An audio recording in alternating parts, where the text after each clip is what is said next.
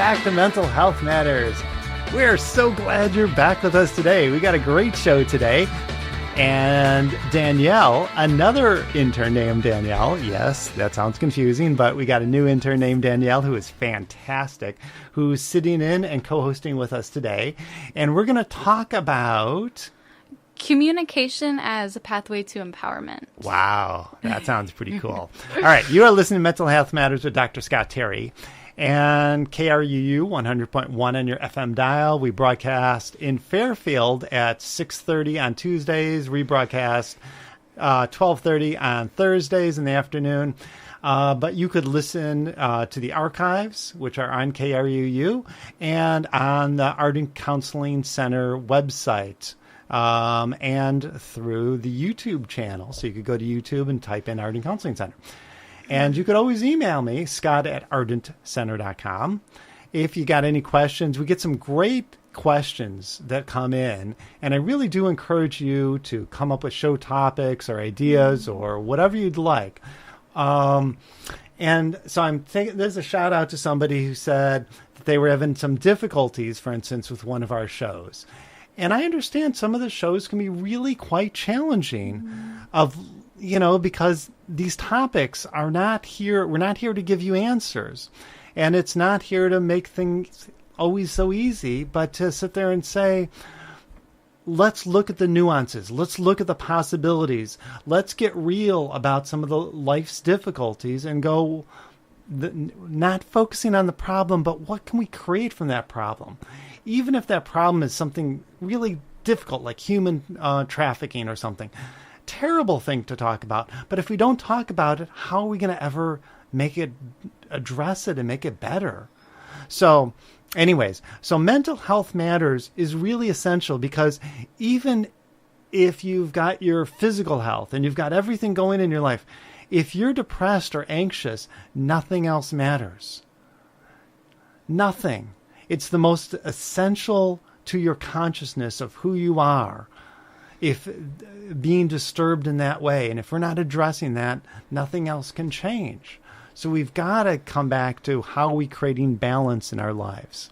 So this show, like all our shows, is not to give you answers, but to give you ideas, some things to think about and play with and have some fun with.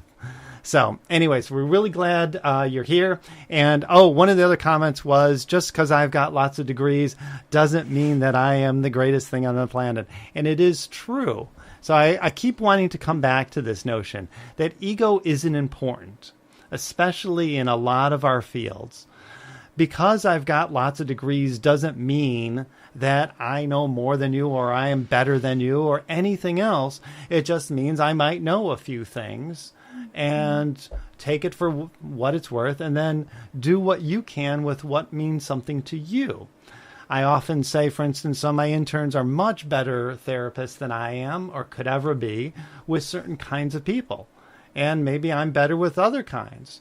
It's really about what works best in your life. And it's the same with what you're trying to create. So don't get lost in your egos and come back to what can really make a difference for you. All right. Enough of that kind of stuff. Let's get to the topic today. So, Danielle, introduce yourself and tell us what we're going to talk about. All right. Hello, everybody. I'm Danielle, and today we're going to be talking about communication as a pathway to empowerment. Wow, that's a cool topic. Yeah, and so what I mean by empowerment is taking responsibility for your experience fully and not choosing to victimize yourself to whatever environment you're surrounding yourself by. Including yourself. Yeah, absolutely. Or maybe mostly ourselves. Like we're the ones who create our own environments. Yeah. And then we're sitting there pissed at what we've created. It's like, this person is doing something. My job, my boss, my this, my that. But you're the one who created your life to work as it is, which by getting that means that you now have the power to change it all. So if you get the power of how am I communicating, not what is the other person doing to me, but how am I communicating, regardless of where somebody else is at, gives me the power to transform and make a difference for myself. Okay, yes. So keep going. All right. So, so I want to show you how not only the language we use with others, but the language we use with ourselves, and how that creates a lot of our experience, and how we can choose to use our language as a tool to take back our responsibility or take back our experience. Okay. So tell us about that. All right. So as a set of examples, I want to talk about statements like I versus you. And, versus an example of, oh, you did this to me, and why can't you do something differently? You could challenge yourself to use the word I versus you did this to me. It's when you did this, I felt this way. And creating that bridge and inserting yourself into your communication, it gives you the power, and it's not as if someone is doing something to you, but you're taking responsibility for your experience within the situation. Why is that important? Why would somebody want that? Well, it doesn't feel in my experience, it hasn't, I can become a victim to my circumstance, or I can choose to be a victim to my circumstance. I'm not. So just using that kind of language, like you, gives the other person that partner, that other person, all the power, and you're self-victimizing yourself even by that language. You create that narrative, that sense of, oh, this story in my head that this is what's going on. Exactly. Okay. So keep going. Okay. Like another example is, I can't get up in the morning, and versus I can't get up in the morning, I challenge one to replace it with not willing. I'm not willing to get up at the time I'd like to get up in the morning. And what that does, using not willing versus can't, it enables you to see, oh, wait a second, this is me that's choosing to not live the life that I want to be living. And so just changing your language can also change how you're seeing yourself and your situations around you. So like, for instance, going with that thing, I can't get up in the morning is a disabling statement saying, Yes.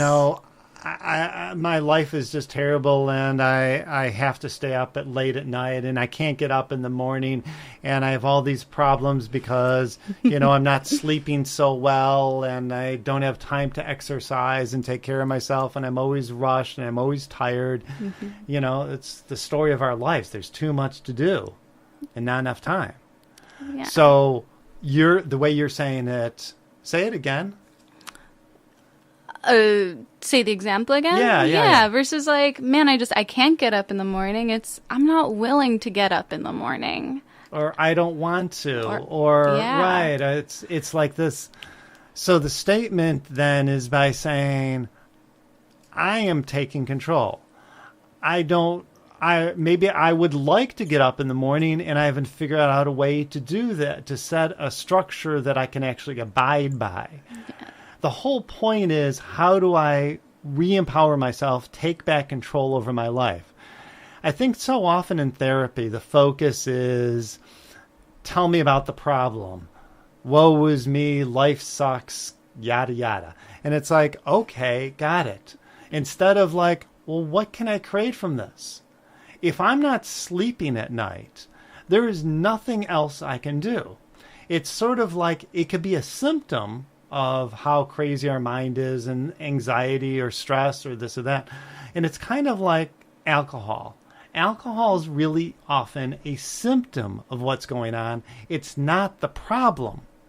Yes, if I don't address that alcohol and find a way to make that better, or ameliorate the difficulties of that, there's no way I can deal with the bigger picture. But on the other hand, alcohol's not the problem. It's what's underneath it. It's what's supporting it. Why am I drinking? What do I need to be, why, or maybe it doesn't even matter why I got into this, but do I want to actually change this? do I want to stop drinking? And maybe not even maybe even in the bigger picture, I don't want to be an addict anymore, regardless of what I'm addicted to, because I don't need to run away from myself anymore. So the power comes back to, what am I going to do about my situation? So yes, it seems overwhelming to say, oh my God, it's even much bigger than the alcohol. Yes, but it's also much simpler. Because if I can deal with the bigger picture of what am I creating for me, then it's not about what somebody did to me. And of course, the worst person who does anything to you is yourself. Yeah. So stop beating yourself up, everyone. Absolutely. Like what Scott is sharing, what I'm suggesting is that we use language as a tool to be able to identify where we're doing that in our lives, where we are giving our power away to things that are symptoms in our lives, or it gives you that extra opportunity to look at your language to create a gap and see, oh, this is what I'm doing here. This is where I'm giving my power away in this situation. And it just gives you that chance to get some distance from it and choose otherwise. Excellent. Excellent. All right. So keep going. All right. So I've also got the example of using the word get versus have. So I'll walk around, and I have to do this. I have to get this done. I have to clean the house. I have to go to school. I have to go to work. And it creates a space for myself that life is a burden and that it's something that I have to do. And changing... I feel like that a lot. I have to do so much. I have so much on my plate, And I could go, whoa, look at me. That's like those lots of degrees. It's like, well, I run 5 organizations. Well, who gives a crap, Can you be a human being? Forget about all the stuff. Yeah. Right? Yeah. And it's like, how do you keep coming back to, how would you say this again? To change it? Or to actually do something about it. Yeah, like right? Just using the word get, while it seems like such a small, it's a 3-letter word, how is this really going to change my paradigm towards my experience? Yeah. But however, using the word get, it can change, in my experience, the whole quality of what I'm doing. It's no longer a burden that I have to carry. Like, oh, I have all of these fancy degrees. Like, oh, and I have to do all these things. It's like, it creates humility for me. I get to do these things. Right. Yeah. And in fact, that's what I say. People will often thank me, oh, you made a big difference in my life. And since ego really doesn't matter to me, I say, okay, that's great that you're thanking me, but it's really about you need to be thanking yourself. You're the one who creates me to help you. For me, personally, who's irrelevant here, it is an honor, my God, to be able to, you give me the opportunity to do what I do in this life, to do my dharma, to make a difference. Who gets to be that lucky? My God, you give me the ultimate gift to be able to make a difference in your life. That's where, so that kind of languaging, and that rephrasing, because otherwise it's like, I'm up there and they're down there. And it's like, no, it's exactly the other way around. No, it's like we're all participating in this and we get to have these opportunities. Absolutely. Yes. Absolutely. By the way, you're listening to KRUU 100.1 on your FM dial.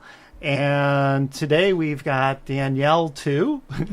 Second Danielle intern. Wonderful. I get all the wonderful Danielle interns. Danielle, what are we talking about today? All right. Today we're talking about communication as a pathway to empowerment. Awesome. Okay, so keep going. All right. So we were just talking about different tools you could use regarding words and language in your life. And I also want to share that using these words like I statements and using things like I'm not willing or I am willing versus can't or I don't have to or whatever have you. I want to share that this is also creating a clean relationship with others and a cleaner relationship with yourself, most importantly. Using language in a cleaner way and taking your power back enables you to develop integrity within yourself. And that's really key, isn't it? Yeah. Because it's really not about, we often think about other people aren't trustworthy. And I always say, it's not about trusting somebody else, no matter how much they violated you, because everybody will violate you. The reason they're going to violate you is because they're lost in their own head. It's about, can I trust myself? Do I have integrity? Which I love that thought. How do I have integrity with me? Who am I being? Instead of getting lost in what the other, whoever that person is, has done to me. Absolutely. In fact, that's languaging. What they did to me, right? But if they did do something to me, how would you phrase it? What they did to me versus what I allowed them to do. Yeah. Or what situation I got myself into. Which doesn't make you into a victim. In fact, it does the opposite. It empowers you.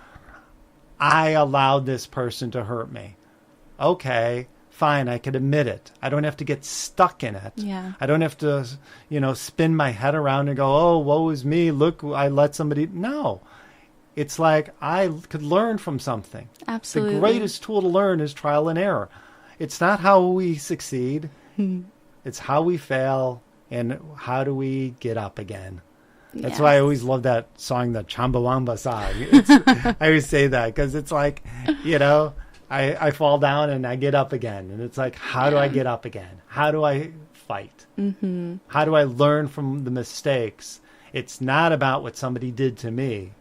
Okay, so keep going. Yeah, I'm sorry. Well, on that note, I also want to share that there's a very big difference between being victimized and identifying as a victim. And what I challenge you to do with using your communication as a form of taking your power back is, how can I learn from a situation where I was victimized versus dwelling in that state of choosing to be a victim? Excellent. Keep going. All right. Excellent.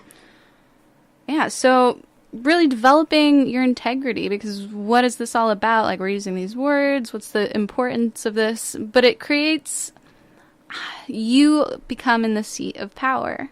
You're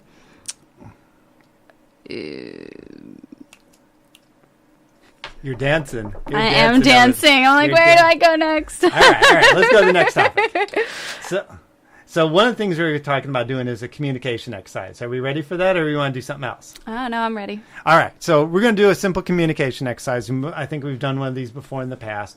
So this is just the very, very simplistic version of this exercise, and we're only going to do a little part of the nutshell of it because we only got a couple minutes. So here's the exercise. Is basically you start off and you ask somebody to say one thing. Part of the problem we have in communication is that we're often flooding, especially when we're upset or anxious or tired. We're flooding. We're saying 12 things at one time. And, not only, Danielle, did you do this, but, 2 years ago you did this. And when I'm saying this, look, you're smiling, you're laughing at me, which you're doing this. And it's like there's no way to escape, right? So it's like one thing, one time. Let's start with communicating, get on the same page before we make things more complex. Start by making it simple. Get, how am I hearing somebody? And so this exercise isn't just, okay, how am I communicating, but how am I allowing myself to really listen to somebody so that I could get to the next stage? They could be absolutely crazy, out of their mind.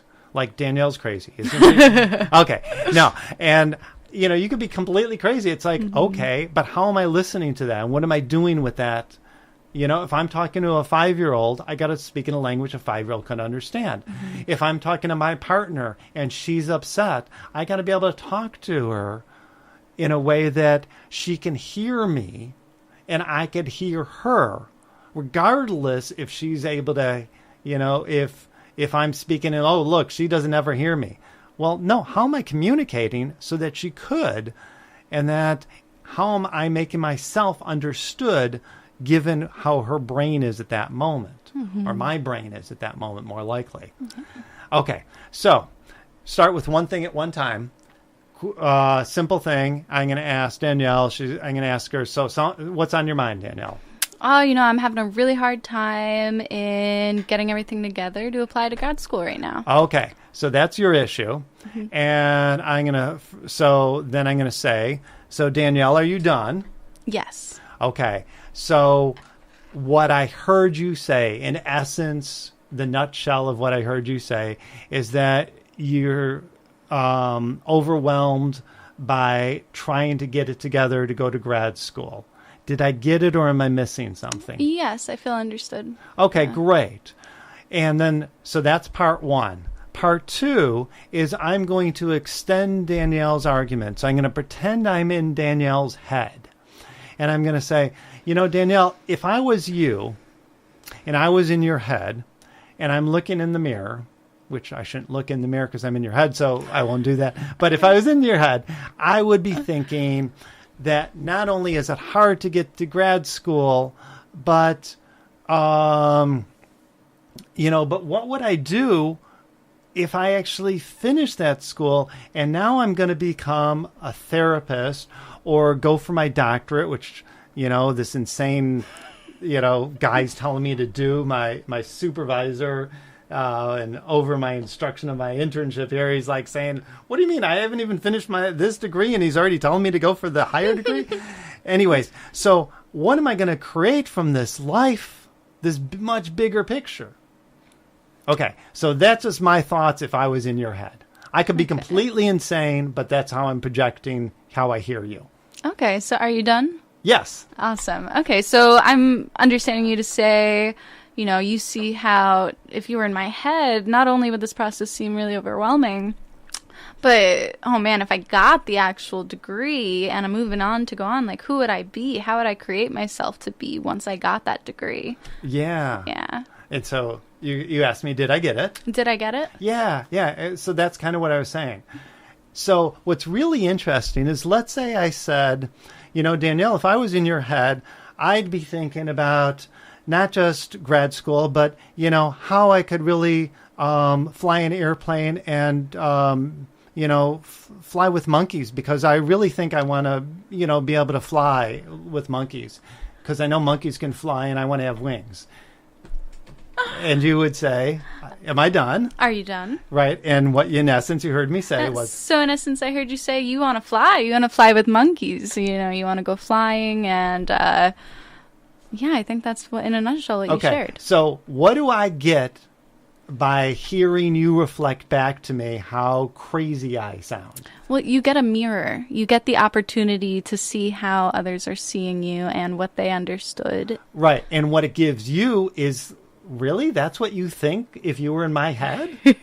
Right? Yes. Okay, so that's round two. Round three, then, is simply stating my perspective. So far we've gone 2 rounds on basically your perspective. So my perspective is, I hear you saying you're concerned about grad school and even my projection of after school. But my focus, I would think, for you is this is the most exciting moment is right now. And if you could really get the value of this internship and the value of what amazing things you can create now, because therapy isn't about the fancy degrees, as we said. It's not about what you know. It's about who you are and how you can project that and help somebody else get to a higher, better space for themselves. So for me, the power isn't in that future sense. The power is taking that future desire and make it start happening today. Because that's where your power is today. And if I could get that power today, then it'll become really easy to not get overwhelmed, because I'll be really clear what to do, what I want to do. Are you done? Yes. Okay. See, I said way too many things, right? Well, no. What I understood you to say is that you encouraged that, versus maybe getting overwhelmed and caught up with the process of getting a degree, that therapy isn't about the fancy degrees, and that you challenged me to come right back to the present and start my desire now. Where do I want to start that process, and where I want to be right now, and create it and take my power back. Yes. Yeah. And so even your languaging is about today. What am I going to create? And to not ignore that future, just like we never ignore the past. Bad things happen to all of us in the past. And it's not about what happened, right? What we always come back to is, what are we going to create from what happened? Right? We're not going to dwell and get lost on it. It doesn't mean we ignore it. Just like we don't ignore that future state, we take advantage of that future state, just like we take advantage of our past state. So past things happen that sucked. Okay, great. I suppose I shouldn't be saying that word, but so past things happened that didn't work for us. Great. So how can we grow from that? Because trauma, for example, isn't about what happened. It's what we did to ourselves over and over again, and what can we create from that? Okay, but trauma doesn't have to be a terrible thing. It can be this wonderful motivator to say, I don't want to go back down that path. Here's what I could learn and grow from that experience so I could create something more powerful and productive in my life. So again, it's that kind of way. Is there another way you'd language all this? What you're sharing right now? Yeah. Is I would reword that as taking what you have and really changing my paradigm, changing your paradigm to see what I'm carrying from the past as a launching pad versus a space where I'm using it as a handicap. Okay, cool. Yeah. So in this exercise, in this communication exercise, just to wrap this up, so it's basically 3 rounds. This is the simple version of this exercise. And then it would be my turn to say, okay, so here's my issue, Danielle. And then she would then sit there and say how she heard me, my complaint about my issue. And then she would project into my head what she hears me saying. And then, once I get how I'm sounding and how somebody would think if they were inside my crazy head, then she could go to her 3rd round, which would be, what she really thinks about it, or what she, so anyways, we go around like that. And so the point is that we're simplifying and getting how we're communicating. So let's wrap up, though, with the languaging thing. So what else do you want to finalize with? Yeah, so what I want to invite you as listeners and challenge you to do is, challenge yourself to use I statements. Challenge yourself to swap out that can't for not willing, and really look at your wants, needs, and what you're willing and not willing to do in your life. Be honest with yourself. Be honest with yourself. Stop running away, no matter what you're running from. Yeah. The tiger's not in the room. It's time to take back control over your life. All right. That's fantastic. Anything else you want to say, Danielle? No, thank you very much for listening. Yes, thank you. And, we really are so glad you joined us on KRUU 100.1 in your FM dial. This is Mental Health Matters with Dr. Scott Terry. Again, do email us your thoughts, your concerns, scott@ardentcenter.com. And check us out. Check out the old episodes on the website, www.ardentcenter.com, or Ardent Counseling Center on YouTube, or KRUU's archives. But if there's something you want to hear or something you'd like to focus on, let us know. Let's make a difference together, because that's what's going to matter, is what we can create together to make a difference in this world. None of us have to be alone anymore. And it's those connections that's going to make a difference. We're going to have a show on connections really soon. All right. Have a great day, everyone. Bye. Bye.